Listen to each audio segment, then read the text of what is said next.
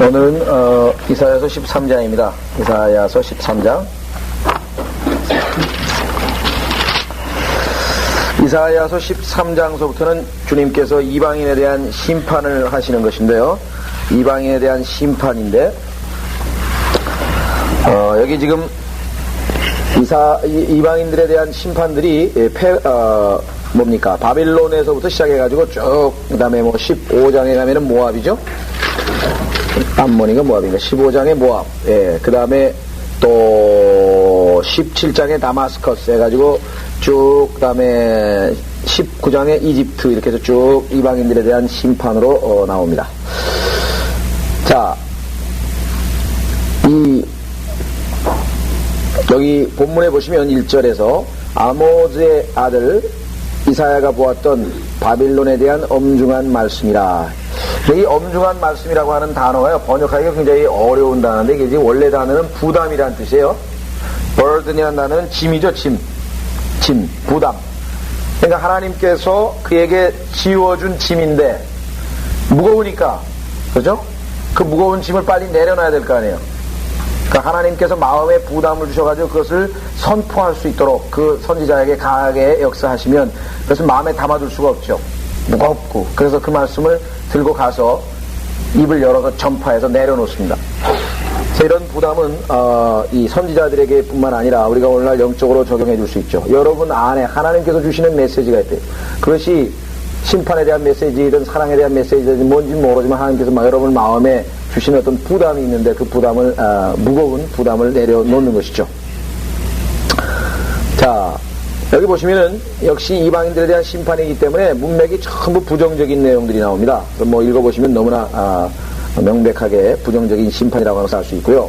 그 다음에 나중에 보시면 아시면 12번에 걸쳐서 아마 이 반복이 나올 거예요.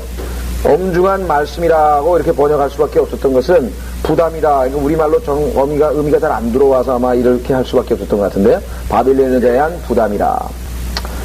그냥 직역을 해놓고 해석을 그게 이런 의미다 이렇게 해석을 하는 게 더 어쩌면 나을 것 같아요. burden 자체를 엄중한 말씀이라고 이렇게 하면은 이건 번역이라기보다는 좀 해석에 가깝죠. 그렇죠? 예. 그래서 일단 그런 의미라고 하는 것을 기억을 하고, 자, 12번에 걸쳐서 나옵니다. 첫 번째 보면은 바빌론인데요. 이 바빌론이 어떻게 심판받을 것인가를 언급하고 있는데, 아시다시피 바빌론은 역사적으로 1차적으로 봤을 때 메데 페르시아, 즉 메데 페르시아에서 여기 보시면은 로마서 9장 8절에 뭐예요? 죄인들을 향한 하나님의 사랑이 나타났다 그랬더니 십자가 이외의 다른 곳에서 하나님의 사랑을 찾으려고 해요. 일단 지금 오해하고 있는 것이, 예를 들면은 어제 제가 자꾸 보내주시는 분이 계셔서 CCC 뭡니까? 편지인가요? 한 달에 한 번씩 나오는 월간지 거를 슬슬 이렇게 가끔가다 보는데요. 재미있기도 하고, 괴롭기도 하고 그래요. 이렇게까지 돼야 되는가, 무슨 영화 감상 안내 코너도 나오고, 별게 다 나와요, 요즘에는. 그래가지고, 이게 아주 괴로워서, 그 다음에 하여간, 무슨 이상한 정보지 같아요. 하여간 내가 보니까 이상한 인물이 너무 많아요. 안타까운 마음도 있는데, 거기에 거기에 보니까 뭐가 나왔더라? 내가 무슨 얘기 하려고 했어요? 얘기하려고. 예? 사랑. 거기에 보니까 최일도 목사가 시를 하나 딱 쓰고 글을 하나 썼더라고요. 그래가지고 죄인들을 사랑하시는 하나님. 그 뭐냐. 정말 우리가 다른 사람들을 사랑하는 표현이, 예를 들면은 정말 돈 모아가지고 이 사람들 밥 먹여주고 고아원 가고 이런 것도 있잖아요. 절대로 우리는 그걸 부인하는 게 아닙니다. 그건 훌륭한 일이에요. 잘한 일이에요. 그건 나쁘다고 얘기하는 게 아니에요. 문제는 그것이 하나님의 사랑의 표현이냐, 그게 아니라는 거죠. 성경에서 얘기하는 것은 하나님의 자비와 긍휼이죠. 하나님께서는 악한 자에게도 선한 자에게도 다 비를 내려주시고 다 먹여주시잖아요. 여러분 생각은 어때요? 여러분이 하나님이라고 하면 죄 짓고 그냥 하나님께 대적하고 말이죠. 하나님과 원수같이 행동하는 사람들에게 잘 먹고 잘 입혀주겠어요? 지금 우리가 보기에는 정말 하나님의 원수된 사람들이 한둘이 한데 잘 먹고 잡혀준 사람 많잖아요. 그건 하나님의 자비죠. 자비, 긍휼이시죠. 그러나 사랑이라고 하는 것은 이건 인격적인 관계라고 그렇잖아요. 하나님께서 죄인들을 사랑하신다? 하나님의 사랑은 십자가에서 죄인들을 향한 사랑은 표현됐다. 이미 끝났다. 이게. 그러니까 정말 하나님의 사랑을 알고 싶으면 십자가로 가라. 이게. 십자가에서 예수 그리스도를 영접한 우리들은 이제 뭐예요? 예수 그리스도의 신부로서 주님을 향한 사랑을 키워나가는 것이고 주님을 더욱 사랑하는 거지만요, 죄인들은 사랑이라는 게 일방적인 될 수 있나요? 그래서 여기 보시면 죄인들을 멸하리라. 아마 오늘날의 죄인들을 하나님이 사랑하신다라고 그렇게 생각하고 있는 사람들이 이런 구절을 읽으면 뭐라 그럴지 모르겠어요. 그가 거기에서 나온 죄인들을 멸하리라. 네? 분명하게 주님께서 말씀하셨죠. 10절. 하늘의 별들과 그 별 무리들이 그들의 빛을 내지 않을 것이요 해가 솟아도 어두워지겠고 다른 그 빛을 비추지 아니하리라. 이와 같은 이상 현상이라든가 하늘에서 일어나지는 천상에 있어서의 아주 신비로운 현상들 또는 엄청난 그러한 대재앙들, 이런 것들은 뭐 성경에 굉장히 많이 기록되어 있죠. 우리가 다 찾지 못하고요. 누가복음 21장. 우리가 사도행전 2장에서 베드로가 인용했던 그 구절은요, 그래서 사도행전 2장에서 베드로가 인용했던 그 구절은 재림 때의 구절인지 모르지만 이 누가복음 21장에 나와 있는 구절은 오늘날에도 우리 눈에 띄는 그런 현상들일 수 있습니다. 왜냐하면 거기 보시면 누가복음 21장 25절, 해와 달과 별들에는 표적들이 있을 것이며 땅에는 민족들이 혼란 중에 괴로워하며 바다와 파도가 노하리라 그랬죠?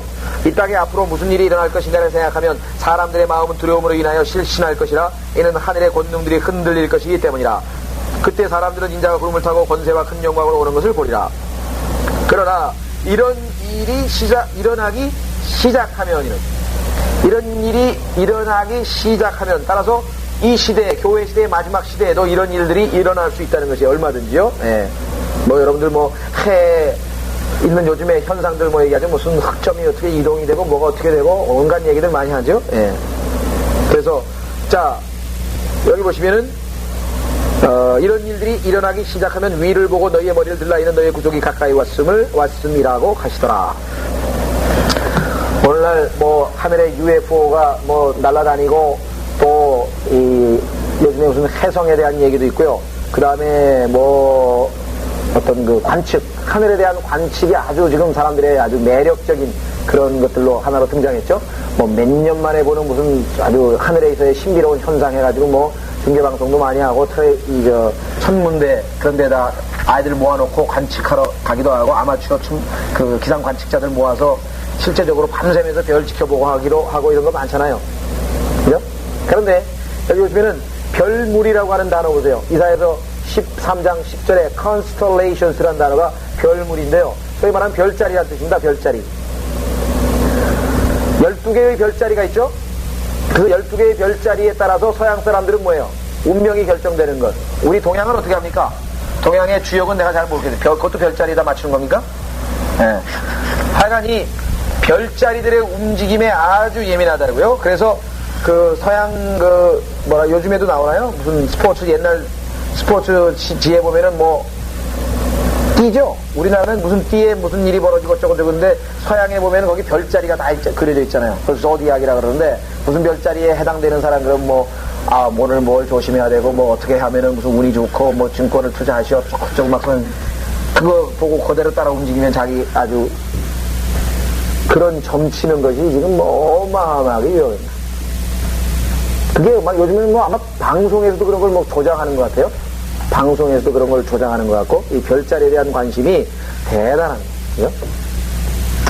자, 우리가 과학적으로 봤을 때 해가 솟아도 어두워지겠고 다른 그 빛을 비추지 않으려 하리라. 어떻게 이런 현상이 일어날 것인가? 이론적으로는 얼마든지 가능합니다. 왜? 여러분들 아시다시피요. 수소폭탄이 한번 폭발해버리면요. 뭉게구름이, 버섯구름이 한번 하늘 덮으면 그 다음에는 캄캄해. 아무것도 안 보이는 것이에요. 그렇죠? 그러니까 그것이 과연 그것으로 인한 것인지 아닌지는 우리는 모르지만 적어도 과학적으로 이런 현상이 일어날 수 있다고 하는 것은 아무도 부인할 수 없는 거예요. 사람들이 어떤 그 성경의 기록들을 놓고 이것은 과학적으로 불가능하다 이런 얘기를 한동안 한참 했었어요. 제일 대표적인 게 창세기 1장 1절에 에너지 보존의 법칙에 의해서 그죠? 물질은 영원한 거네. 에너지 보존. 에너지는 파괴되지도 아니고 생성되지도 아니하니까 물질은 영원하다. 따라서 태초에 하나님이 창조하셨다는 것은 있을 수 없다. 왜? 물질은 영원한데 어떻게 창조하냐. 자기들이 처음에는 에너지 보존의 법칙 가지고서는 창세기 1장 1절을 부인했다가 나중에 뭐예요? 엔트로피 법칙에 의해서 폐쇄체계 내에서는 에너지가 뭐예요? 가용한 에너지가 줄어든다고 하는 스스로의 연력학 제2법칙, 그 법칙에 의해서 자기네들이 창세기 1장 1절이 과학적으로 맞다는 것을 역으로 입증을 해버렸단 말이에요. 또 베드로후서에 보면은 거기 보시면은요, 하늘이 떠내려간다 그랬나요? 하여간 그 표현도 우주 폭발이죠. 한마디로 얘기하면 뭐라고 돼 있냐면요, 베드로후서에 이렇게 돼 있어요. 하늘들이 굉장한 소리를 내며 사라져버린다래요. 우주의 구성 요소들이 맹렬한 불로 녹아내리며 우주가 폭발한다고 돼 있어요. 여기 보시면 땅과 그 안에 있는 일들이 타버릴 것이요. 땅도 폭발해버리고 그때 이 모든 것이 녹아지리니, 그러니까 완전히 12절에도 나오죠. 하늘들이 불에 타서 녹아버리고 우주의 구성요들도 맹렬한 불에 녹아질 것이니라. 그럼 과거에는 이런 표현 보면은 이거는 뭐 말이 되냐 이거예요. 우주가 폭발, 지구가 폭발하고 우주가 폭발해요. 근데 지금은 뭐예요? 소위 말하면 저는 뭐 여기 조성만교가 잘 알겠네. 저는 반물질이라는 게 뭔지 모르겠어요. 근데 과학자들이 하면은 물질이라는 게 있는 반면에 반물질이라는 게 있어가지고 촉매만 딱 뭐 갖다 대면 그냥 우주가 폭발해버린다는 거예요. 그래서 현재로서는 베드로후서 3장이 과거처럼 무식한 사람처럼 이런 게 어디 있을 수 있냐, 이게 안 되는 게 과학적으로 이론적으로 맞다는 얘기는. 또 한동안은 예수 그리스도께서 막 겟세마네 동산에서 기도를 하는데 땀방울이 핏방울 같이 됐다 그랬거든요. 그것도 웃었다 이게. 말도 안 된다. 무슨 땀방울이 핏방울처럼 되느냐, 그렇게 되느냐. 근데요, 요즘에 와서는 뭐예요? 소위 말하면 인간의 육체와 인간의 마음, 심리현상과의 소위 말하면 신경성, 그렇죠? 신경성이란 말이 쓰이잖아요. 그러니까 균도 아니고 아무 뭐 먹은 게 없는데 몸에 박사학위 따려고 아마 그 전기공학과 어떤 박사과정 학생이 실험을 하는데 이놈의 실험 결과가 안 나오니까 밤새도록 해가지고 스트레스 해가지고 뭐 실험 결과 안 나오면 그거 기다리라고 뭐 서서는 몇 번씩 했다 그러더라고요. 그게 뭐예요? 다 신경성이라는. 밥 잘 먹었는데 소화가 안 돼. 왜? 신경성. 그러니까 즉 인간의 그 마음과 신체적인 그 현상과의 밀접한 관계를 뭐예요? 다 입증해서 오늘날은 뭐예요? 다 인정한다.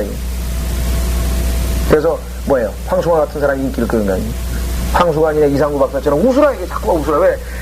그냥 막 고뇌하고 고통스러워하고 괴로워하고 그러면 안에서 스스로 막 자기 자학이니까 암이 생기기가 쉽다. 암이라고 하는 것은 그 자기가 자기 세포를 죽이는 거 아니에요. 그러니까 자학적인 성격을 가진 사람은 뭐 암이 걸리기 쉽다든가 뭐 이런 식으로 요즘 뭐 누구나 나서서 다 해설하고 맞다고 그러잖아요. 그래 자꾸 웃으면 무슨 임파구가 뭐 저쪽 해가지고 기분이 좋고 그래가지고 뭐 하하하고 호호하고 웃으라고 지금 난리래. 모르겠어요. 상당히 일리가 있는 거겠죠? 그래요? 그리스도인은 때로는 뭐예요? 고통과 고뇌가 있죠. 안 받은 자기의 친구, 자기 가족, 또 뭐예요? 자기가 하나님 앞에서 참 하나님께 영광 못 돌리고 죄 지을 때는 얼마나 괴로워요. 고뇌스럽고 고통스럽고. 반면에 뭐예요? 위를 쳐다보면은 내가 그럼에도 불구하고 하나님께 나를 구원하셨고 영원한 미래가 약속되어 있고 이와 같은 밝은 미래가 나올 때 또 우리가 기뻐할 수 있는 거죠. 그리스도에는 참으로 바깥에서 바라보기 이해하기 힘든 그런 사람들이에요. 이상한 사람들이라고. 그렇죠. 그래서 이런 현상들에 대해서 요즘은요, 누가복음 24장 읽어보면은 과학적으로 하등에 이상할 거 하나도 없다. 맞다 이게. 예수 그리스도의 그 죽음 앞에서 그 고뇌가 얼마든지 땀방울이 핏방울이 되게 할 수 있다는 것이. 그것뿐이 아니라 그 이외에도 나오는 모든 것에 대해서 여기서 지금 이 해가 솟아서 어두워지겠고 다른 그 빛을 비추지 아니하자 이런 문제에 대해서 얘기 못합니다. 한동안 어떤 사람도 웃었어요. 성경을 보면서 성경에 보니까 웃더라고. 무슨 만화 영화 같아. 왜 그러니까 예수님이 문이 다 잠겨 있는데 들어갔다가 막 없어졌다가 나타났다가 무리를 걸어오고 막 이런 일이 벌어져. 예? 근데 그것도 지금 뭐예요? 과학자들이 하면 이론적으로 얼마든지 가능하다는 것이에요. 뭔지 모르겠어요. 난 차원이 저쪽 분자구조 저쪽 그런데 지금 있는 이 사람의 지금 현대에 있는 분자구조하고는 다른 차원이 구멍이 많다나 들락날락 걸 수도 있다가 더 설명을 들어도 난 못 알아듣겠는데 하여간 자기들끼리 스스로 해가지고 이것은 과학적으로 비과학적이 아니다 그러고 그것도 입증을 해놨다네. 그러니까 아마 밥 먹고 그런 것만 연구하는 사람이 있는 모양인데 연구하면 할수록 성경이 오히려 더 과학적이라는 것을 입증해주는. 하여간 도노반 형제는 그거 많이 알더라고요. 그래가지고 무슨 피라미드 얘기도 하고 무슨 원통 얘기도 하고 그다음에 누구예요? 스티븐 호킹의 우주론까지 그림으로 막 그려가면서 막 한참 설명하던데 과학에 대해서 제가 문외한이 돼가지고 뭘 잘 모르겠어요. 근데 하여간 결론은 뭐냐? 과학은 성경에서 도저히 성경을 못 쫓아오는 거죠. 성경이 과학보다 훨씬 앞서가 있다는. 가끔 가다 그런 거 찾아내죠. 예를 들면 저도 봤어요. 그 기사. 95년도인가요? 과학자들이 2억 광년이 넘는 우주에 엄청난 물의 양이 태평양에 20억 배인가에도 있는 물을 발견했다. 이런 거. 우리는 창세기 1장에서 우주에 물이 있다는 거 벌써부터 그 소리 듣기 전에 다 알고 있었는데 이제 발견했다. 이런 얘기들 나옵니다. 자, 그래서 과학에 대해서 우리가 절대 위협을 느낄 필요가 없다는 것이에요. 네. 자, 그래서 별자리에 대한 얘기, 그다음에 기상변화, 이 하늘에서 있었던 이런 일들은 계시록에도 나오고 또 마태복음에서도 주님께서 말씀하셨고 곳곳에 나오니까요. 하여간 그런 이상이 있게 된다. 자, 11절. 내가 그들의 악으로 인하여 세상을 벌하며 그들의 죄악으로 인하여 악의를 벌하리라. 또 내가 거만한 자의 오만을 그치게 할 것이며 포악한 자의 거만을 낮출 것이니라. 하나님께서 웃는 사람들이 있죠. 어떤 사람들인지 아세요? 거만한 사람들의 대표적인 사람이 시편 2편에 나와 있는 사람들이에요. 지금 전 세계의 지도자들에 해당되는 사람들이 시편 2편에 뭐라고 했나 보세요.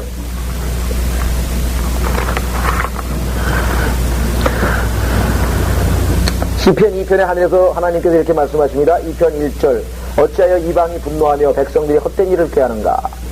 왜 어떤 일이냐? 모여가지고 유엔을 만들어가지고 지구를 지키고 질병을 어떻게 해결하고 그냥 유토피아를 세우고 이제 인간의 드디어 이제 인간도 복제해가지고 장기를 내서 다 고치고 이제 뭐가 될 것처럼 지금 그래서 뭐예요? 땅의 왕들이 나서고 치리자들이 서로 의논하여 주와 그의 기름 부음 받은 이를 대적하여 말하기를 우리가 그들의 결박을 끊고 그들의 명예를 벗어버리자 하는도다. 하나님 필요 없다 이게. 우리끼리 뭉치기만 하면 그러니까 하늘에서 뭐예요? 4절에 하늘들에 앉으신 분이 웃으실 것이요 주께서 그들을 조롱하시리로다. 웃다 이거지. 웃다 이거. 그러니까 하나님께서 지금 뭐예요? 이런 자들이 그만하지. 하나님을 대적하려고 하는 자들. 그래서 이사야서 14장 뭐예요? 내가 그들의 악으로 인하여 세상을 벌하며 그들의 죄악으로 인하여 악의를 벌하리라. 또 내가 거만한 자의 오만을 그치게 할 것이요 포악한 자의 거만을 낮출 것이니라. 내가 사람을 정금보다 더 귀하게 하며 오필의 금덩이보다도 더 귀하게 하리라. 대부분의 주석들이요 이사야서 13장 12절을 내가 사람을 정금보다 더 귀하게 하며 이것을 예수 그리스도로 해석을 해버린다. 거의 대부분이 그렇게 돼 있어요. 그런데 왜 문맥에서 아무 얘기도 없다 갑자기 모양인데 의도는 나쁠 것 없지만 문맥에서 지금 전혀 심판과 관련 없는 얘기 아니에요. 오히려 뭐예요? 얼마나 많은 사람이 죽은지 사람이 보기가 드물다는 얘기겠죠. 그렇죠? 지난번에 우리 한번 봤죠. 이사야서 4장 보세요. 이사야서 4장 1절에 보면은 그 당시에 너무나 많은 사람이 죽어가지고 이사야서 4장 1절 그날들의 7 여인이 한 남자를 붙잡고 말하기를 우리가 우리의 빵으로 먹고 우리의 입으로 입으리니 단지 우리가 당신의 이름으로 불리게만 하여 우리의 수치를 제하게 하라. 얼마나 남자가 모자른지요. 왜? 전부 전쟁 나간 남자는 다 죽었잖아요. 얼마나 많은 사람들이 전쟁 계시록을 보십시오. 전쟁 계시록 6장 휴거가 끝나고 나서 이 지상은 계속 전쟁입니다. 전쟁. 오죽하겠어요? 하나님께서 그나마 이 땅에서 뭐예요? 마음의 평화를 유지하고 있는 사람들과 예수 그리스도로 말미암아 마음의 평강을 유지하고 있는 사람들이 그나마 이 땅에 남아 있었는데 그 사람들 다 올라가고 이때는 그야말로 뭐예요? 거듭나지 않은 그런 성품들을 가진 사람들끼리 지상에 있으니 그야말로 엄청난 전쟁. 계시록 6장 4절 이에 붉은 다른 말이 나오는데 그 위에 앉은 자에게 땅에서 평화를 제거하는 권세가 주었으니 그들이 서로 죽이더라. 환란자는 죽이는 거예요. 휴거 일어나고 나서는 죽입니다. 또 그에게 큰 칼도 주어졌더라. 그래서 결국은 얼마나 죽나 보세요. 8절 이에 내가 보니 보라 창백한 말 한 마리가 있는데 그 위에 탄 자 이름은 사망이요 지옥이 그 뒤를 따르니 그들에게 칼과 굶주림과 사망과 땅의 짐승들로 땅의 4분의 1을 죽일 권세가 주어졌더라. 4분의 1이 죽습니다. 지금 60억입니까? 70억입니까? 60억 4분의 1 15억이 죽죠? 자 나머지 45억은 또 어떻게 되나 보세요. 언제 또 죽나? 여기 보시면 11절에 보면 또 죽임 당하는 것이 나오네요. 6장 11절에도 그들처럼 죽임을 당하여 죽는다는 얘기가 계속해서 나오죠. 자, 8장으로 가시면 계시록 8장 7절에 가시면 첫째 천사가 나팔을 부니 피가 섞인 우박에 불이 따르더라. 그것들이 땅에 쏟아지니 나무의 3분의 1이 타버리고 모든 푸른 풀도 타버리더라. 쭉 내려가서 9절에 또 바다에 있는 생명을 가진 피조물 3분의 1이 죽고 배의 3분의 1이 파괴하더라. 그때 뭐 사람도 죽겠지만요. 또 그 밑으로 내려가서 11절 많은 사람이 그물로 죽더라. 그렇죠? 그 다음에 9장 5절 또 그들에게 명령이 내려지기를 그 사람들을 죽이지는 말고 오직 5달 동안만 고통을 주라고 하는데 여기는 고통을 당하는군요. 그때는 이제 죽으려고 해도 죽지 않는다고 6절에 나왔군요. 자, 3분의 1이 죽는 장면이 15절에 나오나요? 그러네요. 그 네 천사가 풀려나더라. 그들은 사람들의 3분의 1을 죽이려고 그 연월 일시를 위하여 예배둔 자들이라. 그 다음에 기병대 수가 2억이니까 이 2억 명이 다 죽었으니까 얼마나 피가 말고피까지 차오르겠습니까? 그래서 18절 이 세 가지 그들의 입에서 나오는 불과 연기와 유황으로 말미암아 사람들의 3분의 1이 죽더라. 그러면은 60억 중에서 15억 죽고 45억 남았는데 45억에서 3분의 1 죽으면 뭐예요? 다시 15억 죽고 30억이 죽는 거예요. 60억 중에서 30억이 죽어요. 그럼 지구의 인구가 지상의 인구가 절반으로 줄어들었죠. 그야말로 사람 보기가 힘든 거예요. 특히 그 전쟁이 일어난 그 지역에서는 더더군다나 사람 보기가 힘들겠죠. 그래서 문맥에서 봐서는 이사야서에서 심판으로 인한 사람이 귀하게 된다는 의미지 갑자기 예수 그리스도가 정금보다 귀하게 되는 그 의미가 나올 리가 없다는 것이죠. 13절 그러므로 내가 주의 맹렬한 분노의 날에 만군의 주의 진노로 하늘들을 흔들고 땅을 그 자리에서 옮겨버리라. 땅을 그 자리에서 옮겨버린다는 것이에요. 그러니까 그 땅이 있었던 그 위치에서 옮겨가니까 그 뭐라 그래 지구의 궤도라 그러죠. 태양계를 돌고 있는 그 궤도 자체가 바뀌어버리게 이렇게. 글쎄요. 주님께서 아마 이것이 천년왕국 때 그 기상변화가 생겨가지고 그 예수 그리스도께서 하나님께서 처음에 창조하셨을 때처럼 아열대 기후가 돼가지고 사람들이 600년, 700년 성경에 보면은 장수하잖아요. 그 다음에 또 기상의 변화가 있어가지고 성경에 보면은 몇 모작이죠? 하여간 그 사람들이 농사를 짓고 거두려고 하는데 벌써 또 씨를 뿌리고 농사를 지으려고 하는데 또 거두고 그래서 엄청나게 3모작 4모작해서 농사를 계속해서 지을 수 있는 그런 기상 변화가 천년왕국에 천년 동안에 이어질 것을 성경에 곳곳에서 얘기하고 있고, 그래서 여기 보시면은 그 땅은 그 자리를 옮겨버리리라. 자, 14절 그러면 그것이 마치 쫓기는 노루와 모으는 자 없는 양 같게 되리니 그들이 각 사람을 자기 자신의 백성에게 돌아가게 하며 모든 자들을 자기 본향으로 도망하게 할 것이라.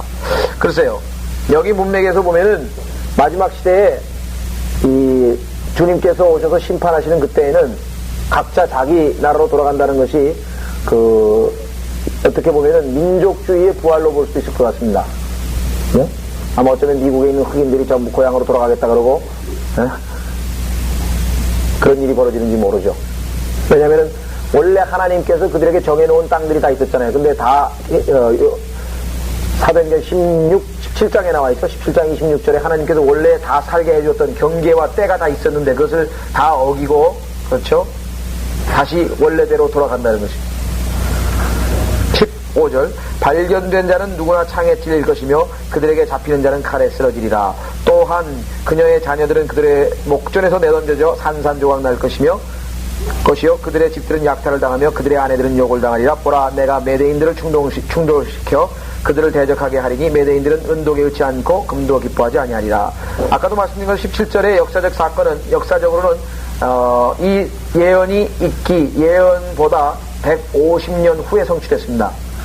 이 예언을 이사야가 한 후에 150년 후에 실제적으로 메대라고 하는 나라가 느부갓네살, 즉 이 다스리는 바빌론을 멸망시켰죠. 예, 역사적으로도 성취됐습니다. 18절 그들의 활들이 청년들을 내던져 산산조각 낼 것이요 또 그들의 태의 열매도 불쌍히 여기지 아니하며 그들의 눈은 아이들도 아끼지 않을 것이라. 예, 그래서 실제적으로 역사적으로는 이루어질 것입니다. 여기 보시면 발견된 자는 누구나 창에 찔릴 것이요 그 표현을 보시면 누군가 발견하려고 한다는 사실, 즉 소위 말하면 게스파포처럼 우리나라의 그 일제시대 때 일본 사람들이 반일파인가요? 항일파 찾으러 다니고 집집마다 수색했고, 그 다음에 또 6.25 때는 공산당이 와가지고 집집마다 그 뒤지고 다니잖아요. 그렇죠. 적그리스도가 오면은 그야말로 정보 정치입니다. 완전하게 정보를 장악하기 때문에 반정부 인사는 뭐 여지 없어요. 모든 정보를 다 장악하게 되니까. 그래서 발견된다는 표현은 누군가가 발견하러 찾으러 다니고 있다는 것을 실제적으로 암시해주고 있죠. 예. 자,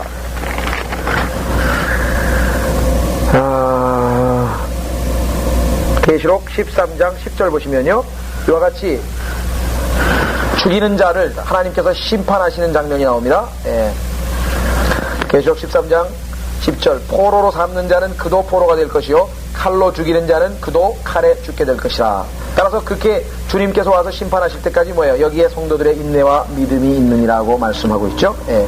이때 성도들은 아시다시피 누구? 유대인들이요. 따라서 뭐예요? 인내가 행위가 요구되는 것이죠. 인내와 믿음이라고 되어 있습니다. 인내와 믿음. 그리고 우리는 이사야서 13장 18절까지 우선 보겠습니다.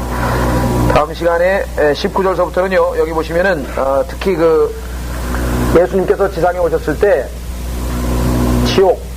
지옥에 아주 그 영적인 동물들이 살게 될 것, 그 동물들에 대한 얘기가 여기 나와 있습니다. 오늘 좀 참고 구절들을 좀 여러 개 우리가 찾아봐야 되니까 18절까지 하나님께서 이방인들을 심판하시는데, 아까도 말씀드렸지만 역사적으로는 느부갓네살이 다스리는 바빌론에게 적용되고, 도리적으로는 마지막 시대의 큰 음녀 바빌론의 심판에 대해서 적용해 볼 수 있다. 18절까지 봤습니다.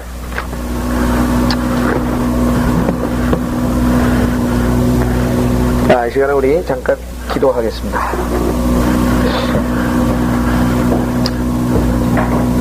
첫 번째 기도해야 될 것은 성경인데요.